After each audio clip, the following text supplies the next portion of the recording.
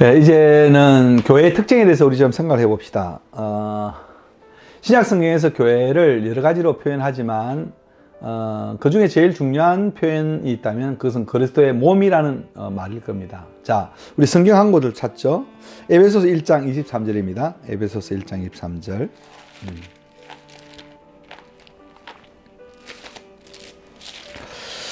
에베소서는 우리 잘 아는 바울이 에베소 교회를 향해서 보낸 편지입니다. 근데 그 편지의 내용에 보면 바울이 이 그리스도의 몸이라는 표현을 많이 쓰기도 하고 또 그 표현 속에 갖고 있는 의미가 뭔가를 우리 생각해 볼 필요가 있습니다. 자, 1장 23절 찾으셨죠? 예, 제가 읽습니다. 교회는 그의 몸이니 만물 안에서 만물을 충만하게 하시는 이의 충만함이니라. 여러분, 교회는 뭐라고요? 그의 몸이니 만물 안에서 만물을 충만하게 하시는 이의 충만입니다. 여러분, 우리가 보통 교회를 말할 때는 너무 이 조직적인 것을 말하는 것 같아요. 그럼 교회는 여러분 그리스도의 몸입니다. 근데 그 몸인데 어떻게 해요? 만물 안에서 만물을 충만하게 하시는 이의 충만이다. 그러니까 오늘 예수님이 이 땅에 오셔서 우리를 구원하시지만 그 구원의 구체적인 그 충만함을 드러내는 곳이 어디냐? 교회라는 거예요. 자, 그러면 여기서 제가 이런 질문을 하나 하겠습니다. 여러분, 오늘 그리스도의 몸이라는 이 개념이 어디에서 나왔을까요? 성경에 있으니까, 성경에서 말하고 있으니까 하나님 주신 거요? 예, 맞습니다. 근데 이 그리스도의 몸이라는 이 용어의 표현이나 이것을 누가 쓰고 있죠? 예, 바울이 쓰고 있습니다. 그럼 바울은 어떻게 해서 이 그리스도의 몸이라는 이 표현을 할 수 있을까요? 여러분 같으면 그 하나님 계시죠? 하나님이 가르쳐 주셨죠? 맞습니다. 근데 저는 사람이요 이렇게 말을 통해서 배울 수도 있고 또 사람들이 자기에 대한 얘기를 또 이렇게 듣거나 해서 여러 가지 배우는 방법이 있지만 이 체득한다 그러죠? 직접 몸으로 배우는 것보다 더 잘 배우는 건 없어요. 여러분 기억하십니까? 오늘 바울이 이 교회라는 표현을 그리스도의 몸이라고 하는 표현을 쓸 수밖에 없었던 결정적인, 아니 더 근원적으로 말하면 사울이 바울된 그 사건을 우리가 빼놓을 수 없습니다. 무슨 사건입니까? 예, 다메섹 사건입니다.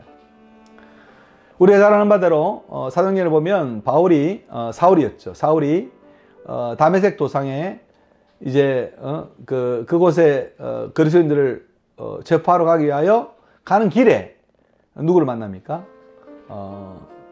빛으로 나타나신 예수를 만나게 됩니다. 근데 놀라운 것은 예수님이 그 바울을 만나서 했던 첫 마디가 뭐냐면 사울아 사울아 왜 네가 나를 핍박하느냐라고 말합니다. 무슨 이야기입니까? 지금 예수님은 사울을 우리가 소위 말하는 육신적인 이 눈으로 직접 목격한 적이 한 번도 없어요. 그리고 실제로 아는 바대로 사울이 예수 믿는 사람들, 그리스도인들을 핍박했고 그리스도인들을 결박했고 그리고 감옥에 가두었지, 여러분 사울이 예수님을 핍박하거나 아니 예수님을 만난 적이 없어요.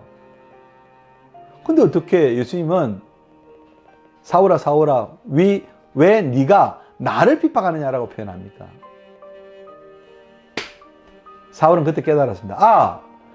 예수 믿는 사람을 박해하고 예수 믿는 사람을 못살게 굴고 예수 믿는 사람을 괴롭히는 것은 예수님의 몸인 그 지체들을 괴롭히는 것이구나.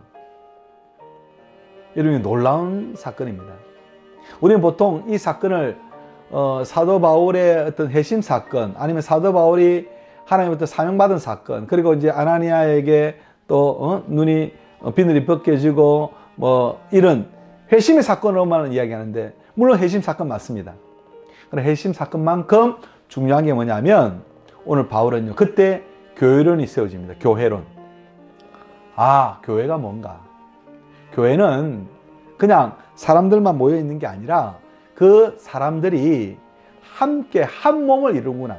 그래서 어떤 사람은 손, 어떤 사람은 발, 어떤 사람은 얼굴 중에도 코, 어떤 사람은 귀, 어떤 사람은 입. 그러니까 그 지체들이 하나하나 모여서 교회를 이루는 그런 그리스도의 몸이라는 사실을 그는 깨달았습니다. 여러분 이번 그 교회 성장학 수업에서 여러분이 꼭 기억해야 될 것은 이 교회에 대한 이 바른 그 이해를 해야 됩니다. 교회가 과연 무엇인가, 교회는 어떤 곳이어야 하는가, 교회의 그 정체성에 대해서 정확하게 이해를 하지 않으면요, 여러분 혼돈이 옵니다. 그리고 많은 경우에 우리가 그 교회 예배당 건물을 두고 자꾸 성전 하는데 그 용어를 조금 가려서 해야 됩니다. 교회에서 예배 드리는 것은 뭐예요? 예배당. 예. 그리고 예배 드리는 사람들은 그리스도인. 그리고 예배 드리는 사람들의 모임, 그게 어떤 의미에서 보면 교회죠. 그래서 교회는 일정한 장소에 모여서 그리스도의 한 지체로서 또 하나님의 자녀됨을 체험하면서 공동체 생활을 영유하는 것, 이게 중요합니다.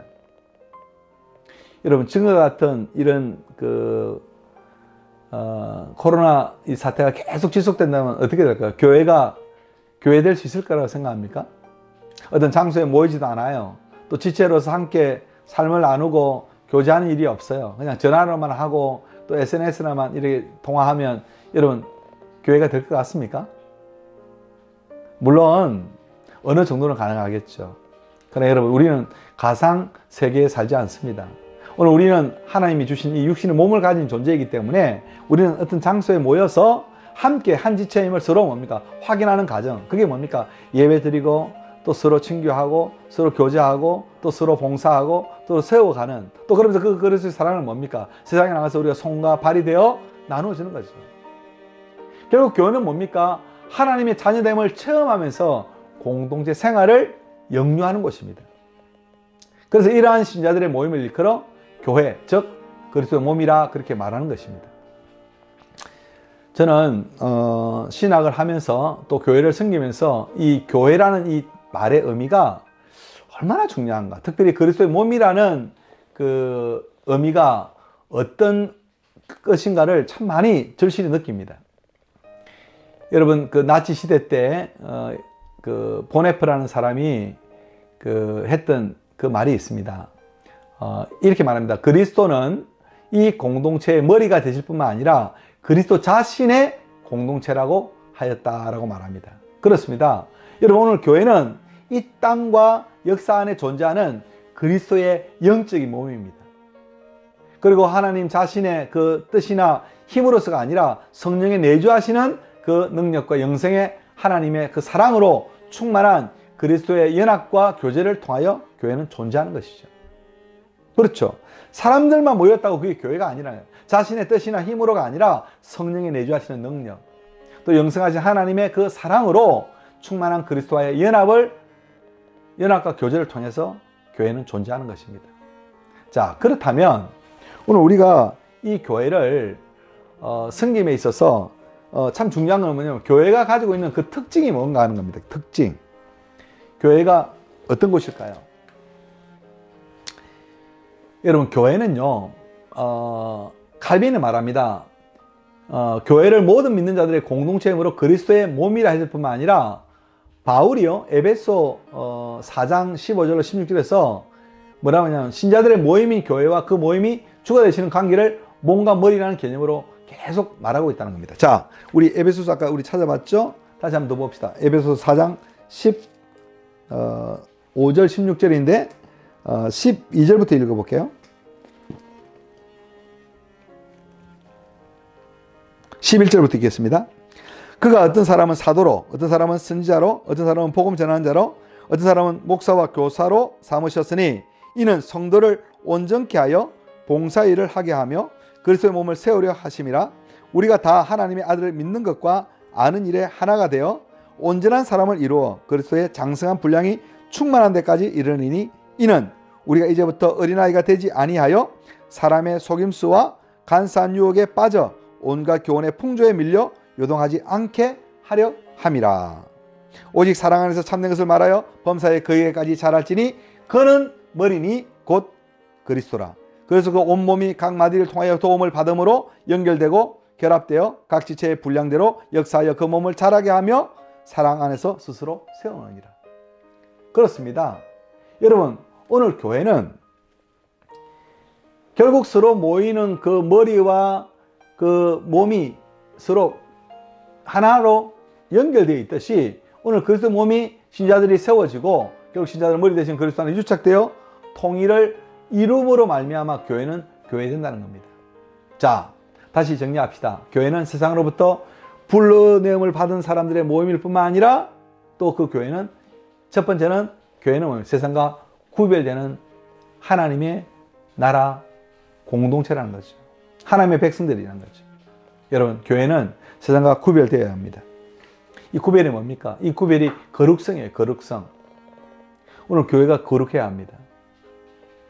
오늘 교회가 이 거룩성을 잃다 보니까 교회가 교회다워지지 않아요. 오늘 얼마나 여러분 교회를 하찮게 봅니까? 오늘 교회가 얼마나 세상으로부터 손가락질 받고 있습니까? 아니요.